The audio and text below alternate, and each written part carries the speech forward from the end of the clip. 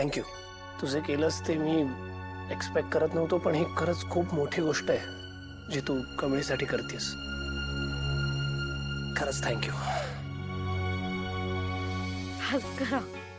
I mean मला माहिती आहे का, खूप खूप इमोशनल वाटतंय, खूप ओव्हरवेल्मिंग वाटतंय, कळतच नाही कसं एक्सप्रेस करू.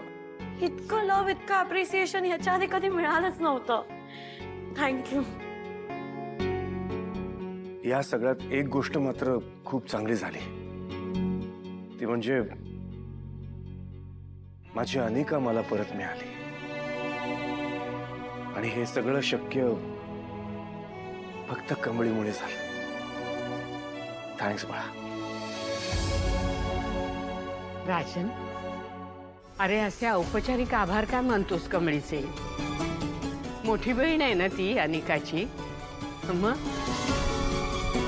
ती अनिकाला नाही समजवणार तर कोण समजवणार? असं परक्यासारखं का बोलतोस? अनिका, तुझ्यातला हा बदल खरंच अप्रिशिएट करण्यासारखा आहे.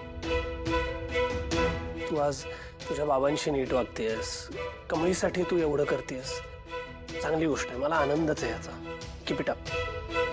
यश, ऍक्च्युली मलाच तुला बोलायचं होतं काहीतरी. हे बोलायचं होतं की I am sorry. I mean इतक्या वर्ष मी तुला किती त्रास दिला, कधी विचारच नाही केला तुझ्याबद्दल.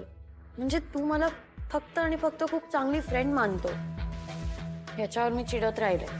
पण मला आत्ता कळतंय आपण आपल्या फिलिंग्स अशा कोणावर लादू नाही शकत. आणि मी तुझ्या फिलिंग्सचा कधी विचारच नाही केला, फक्त माझा विचार करत राहिले. त्यासाठी आय एम रिअली सॉरी. पण इथून पुढे मी असं नाही होऊ देणार. आतापासून आपण चांगले फ्रेंड्स बनूया. आणि हे सगळं रिअलायझेशन ना मला कमळीमुळे झालंय. थँक्यू कमळी.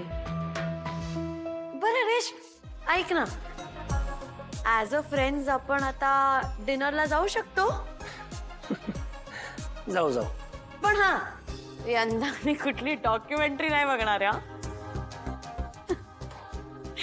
पण तसं बोलायचं होतं की डॉक्युमेंटरीपेक्षा आपण मूवी बघायला जाऊया, मग ती बघेन मी. अरे तू असं हेजिटेट नको होऊ. मी फक्त आपण दोघं नाही बोलत आहे. आपल्यासोबत ऑब्व्हियसली कमळी आणि निंगी येतील ना, माझ्या न्यू फ्रेंड्स. आपण सगळे खूप एन्जॉय करूया. चालेल, जाऊ. एनिवे मी येतो. आजी बाय रेश. Bye bye. बघ ना, काहीतरी बोल ना. तुला तर माहिती आहे मी तिथे होते, मी केलंय का? बोल ना. ए बस झालं. उंदराला मांजर साक्ष. बस बस. आणि काय ग, ए तू तू कशाला आलीस इथे? तुझं काय इथे काम आहे? अहो मी तुम्हाला जेवायला बोलवायला आलो होतो. शेवट काय नकोय मला. नाही घेऊ ना बॉस. दोन वरी मी घेऊन येते दोघींना. तू जेवायला लाग, ठीक आहे? दार बंद करून टाक.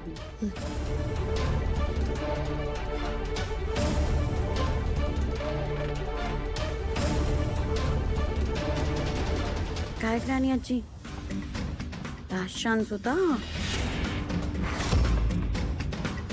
याच्या पुढे तू वाचशील की नाही, आय हॅव नो आयडिया.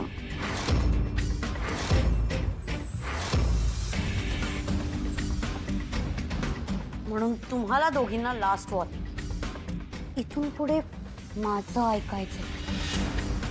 नाही ऐकलं तर माहित नाही काय होईल. काय ऐकणार ना ग्रॅनी आजी? नाही ऐकणार? ऐकेल. सोड अनिका, प्लीज सोड.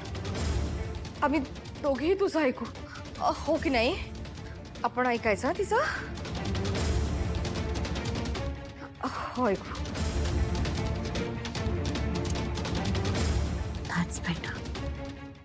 एवढी ओरडतेस ग? हा, काही गरज आहे का? नुसता आरडा ओरडा. आता लागलंय तर दुखणार, सहन कर ना. तो बोलायला काय जात आहे? सहन कर बोलायला लागलंय मला ना, मला माहितीये. आणि आता तू पण शिकवू नकोस हा मला. तुझ्या मुलीसारखं अक्कल शिकवायला जाऊ नकोस. तुला अक्कल शिकवायची गरजच आहे कामिनी. काल काहीही कारण नसताना बिचाऱ्या कमळीचं नाव का घेतलंस तू? तुला काही वाटत नाही कामिनी? आई माझी आई इतकी आजारी आहे, तिची चौकशी करायचं सोडून तुम्ही तिलाच ओरडताय, तिलाच बडबडताय. आणि आता सुद्धा तुम्हाला फक्त त्या कमळीचाच पुळका. रागिणी, इथे कुणाला कुणाचाही पुळका आलेला नाहीये. प्रश्न हिच्या खोटं बोलण्याचा आहे. पोलिसांना खोटा जबाब दिला तिने. नशीब अनिकाची विनंती त्यांनी मानली. अनिकाने हिला समजवलं तेव्हा डोक्यात प्रकाश पडला हिच्या. अनिकाला तर तुम्ही बिघडवूनच टाकलं होतं, पण आता कमळीच्या संगतीत आल्यावर थोडी थोडी बदलते ती. पुन्हा तिला स्वतःकडे ओढण्याचा प्रयत्न करू नका. ही माझी विनंती आहे असं समजा. हवं तर चांगल्या रस्त्याने चालली आहे ती, पुन्हा तिला चुकीच्या रस्त्यावर नेऊ नका.